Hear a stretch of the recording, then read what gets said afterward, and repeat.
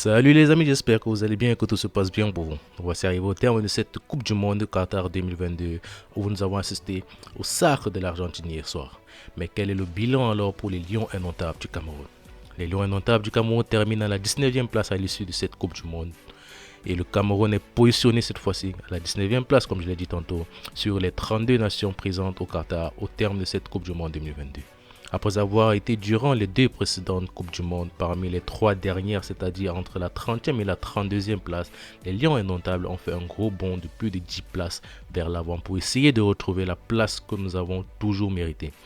3 matchs, une défaite, un nul, une victoire et une élimination dès le premier tour. Voilà le bilan de l'équipe nationale du Cameroun dans ce mondial qatari.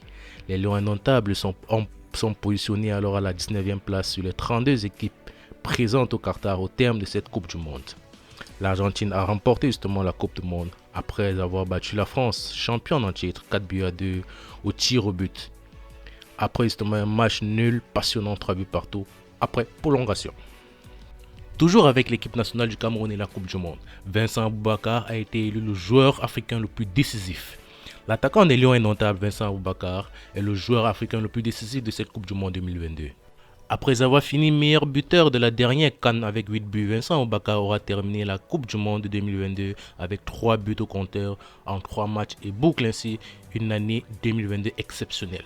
Le capitaine des Lions indomptables est dans le top 10 des joueurs les plus décisifs de cette Coupe du Monde. Et justement, il est le plus décisif de la Coupe du Monde 2022.